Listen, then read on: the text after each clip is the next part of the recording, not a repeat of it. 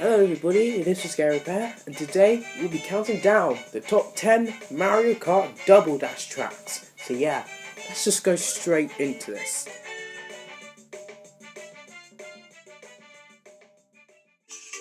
This track is so overrated. I mean, it just isn't really that good. The music is very mediocre and the track is just okay. Of course, there are some people that will disagree with me, but this is my list, so this is my opinion. And I suppose the Wii's remake didn't really do that much to improve it either.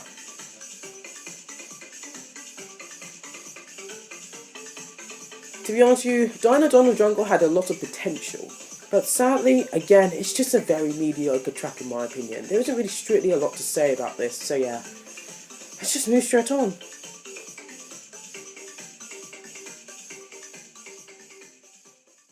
And here's the only circuit track to appear on this list. This track is shaped like a Yoshi, so yeah, it's bound to be on this list. But the only reason why it isn't very high on this list is because the track really isn't for beginners. You see, since the track is shaped like a Yoshi, it makes it like a fairly complex track with lots of sharp and sudden turns. So you know, if you're like me and have no idea how to drift in Mario Kart, then you will struggle a lot on this track, maybe to the point where it becomes annoying.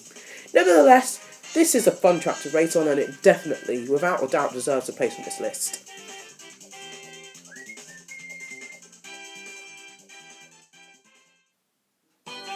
Well, it was either this track or Mushroom Bridge. I guess I have to go for Mushroom City because I really like the nighttime theme to it. That was a nice touch. And also Rainbow Road is above this track, which is pretty cool. It makes Mushroom Kingdom feel more like a real place. But just like the other tracks, it's just okay, it's mediocre, the music's okay, and it's just an okay track in general. That's the only way to describe it, it's just okay.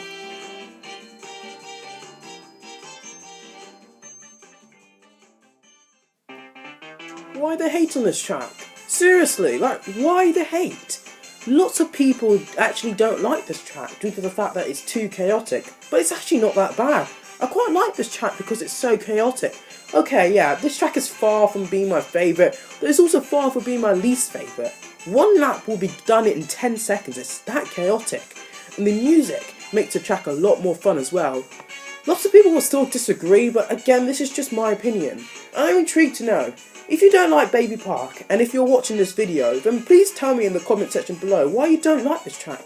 I'll be intrigued to know why, because I generally don't see any issues with Baby Park, and I feel it's kind of an underrated track. So yeah, please let me know in the comment section below, and let's move on to number 5.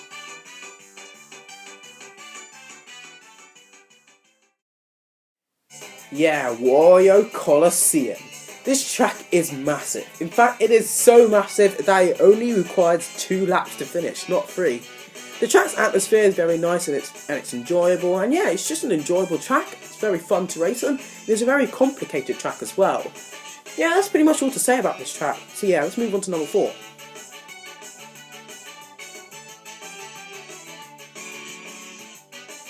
Yeah, Waluigi Stadium.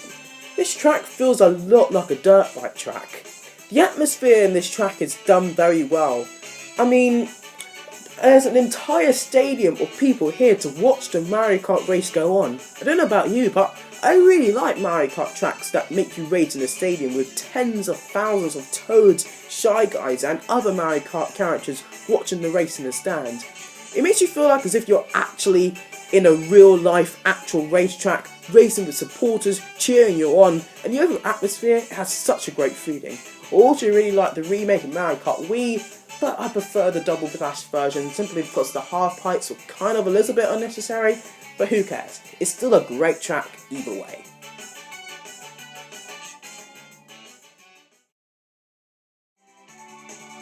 You probably are not surprised to see a Rainbow Road in the top 5 section of this list.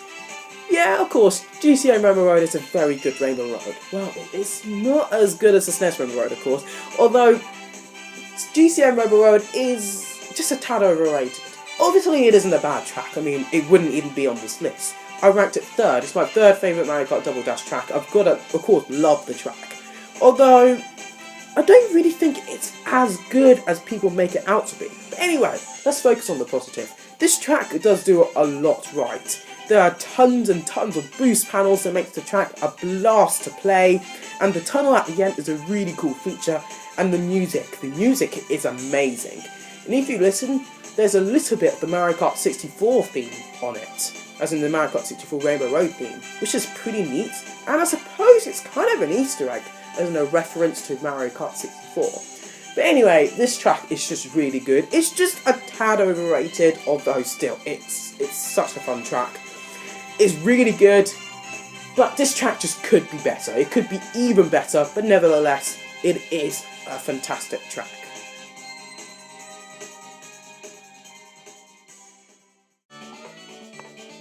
Have you ever wondered what it's like to drive on a boat? Yes? No? Maybe? Well, regardless of what answer you give me, Daisy Cruiser lets you do that! I mean, you're literally driving on a luxury cruise ship with a swimming pool, a dining room, and even an under-deck area. Just let that sink in for a while. A swimming pool, a dining room, and under-deck. And this course is just the definition of relaxing. This track would have been number 1 on this list, but there is just one small thing that lets this track down, and that's the music. While the music isn't too bad, it is kind of boring. Nevertheless, this track is a blast to play on. It's a very, very unique track, probably the most uniquest track in the game. Although still, we haven't even got to number 1 yet. This track is gorgeous, it's beautiful, but number 1, trust me, you're not going to see this one coming.